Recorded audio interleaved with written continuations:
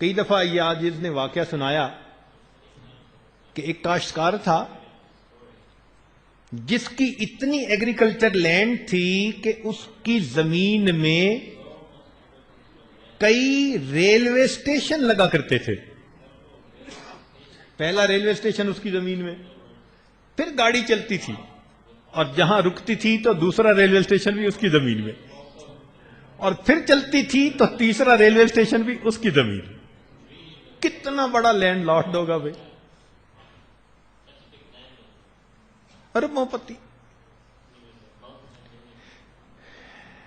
شہر کے چوک میں کھڑا آئس کریم کھا رہا ہے. دوست سے بات چیت کی، کل کہاں تھے؟ اس نے کہا بس میں پریشان تھا، کچھ کاروبار چل نہیں رہا، مسئلہ ہے میرا. تو جب اس نے کہا نا چل نہیں رہا، تو اس میں عجب، تکبر. کہنے لگا یار کیا مسئلہ ہے تمہارا؟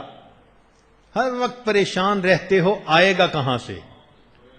اور مجھے دیکھو، میں ہر وقت پریشان رہتا ہوں، لگاؤں گا کہاں پہ؟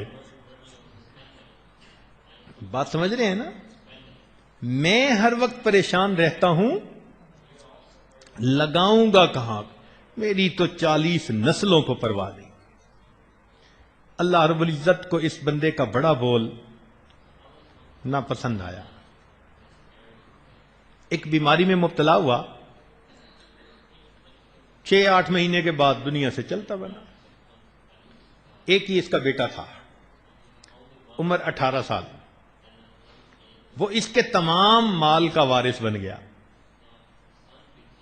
اب جب اس کو اتنی دولت مل گئی تو جیسے میں نے بتایا نا کہ پھر گناہ کی طرف گھسیٹنے والے بھی چپک جاتے ہیں.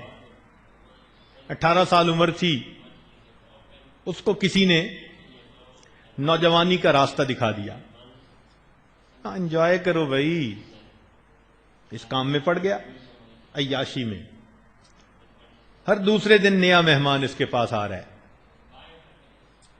پیسہ لٹانا شروع کر دیا اور جوانی بھی لٹانی شروع کر دی. پرواہ ہی نہیں. حتیٰ کہ کرتے کرتے بالآخر اس کو پینے پلانے کا چسکا بھی کسی نے ڈال دیا. کیونکہ عیاشی بالآخر نشے تک انسان کو لے کے جاتی ہے.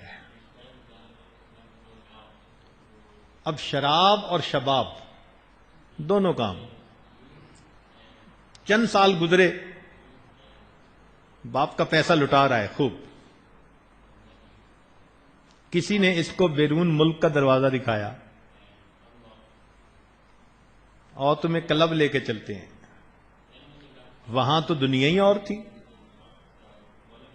اب اس کی عادت بن گئی. یہ ہر 2-4 مہینے کے بعد 1 مہینہ کے لیے جاتا اور لاکھوں روپیہ وہاں لٹا کے واپس آتا. ماں نے سمجھایا، لوگوں نے سمجھایا، اس کے کان پہ جوں ہی نہیں رینگتی تھی. یہ نشہ ہی ایسا ہے کہ جب لگ جائے تو بندے کو پھر کسی کی بات سمجھ میں نہیں آتی. حتیٰ کہ اس کے پاس جتنا کچھ بینک میں مال تھا اس نے سارا انہی کاموں میں لٹا دیا. اب زمین بکنا شروع ہو گئی. زمین کا ٹکڑا بیچتا، جو پیسہ ملتا باہر جا کے عیاشی کراتا. پھر زمین بیچتا، اور 2-4 سال نکلے، ساری زمین ہی بک گئی.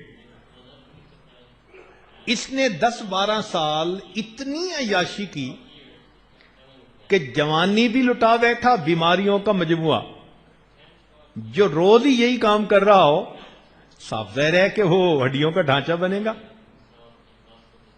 چنانچہ بیمار بھی ہو گیا، کمزور بھی ہو گیا. اور ایک وہ وقت آیا کہ جب اس کو اپنا گھر بھی بیچنا پڑا. اور پھر اس پر وہ وقت آیا کہ جب کھانے کا نہیں تھا اس کے پاس کچھ. نشہ جو کرتا تھا، کمائی تو تھی نہیں. چنانچہ یہ شہر کے اسی چوک میں کھڑے ہو کر، جس میں اس کے باپ نے تکبر کا بول بولتا تھا، یہ بیٹا اسی چوک میں کھڑے ہو کر اللہ کے نام پہ بھیک مانگتا تھا. اللہ نے دکھا دیا میں پروردگار اگر دینا جانتا ہوں تو میں پروردگار لینا بھی جانتا ہوں. تو نکتے کی بات یہ سمجھیے کہ اللہ رب العزت جب یہ نعمت کسی کو دیں تو وہ گردن جھکائے، گردن اٹھائے نہیں، اکڑنا اپنے اندر پیدا ہونے دے.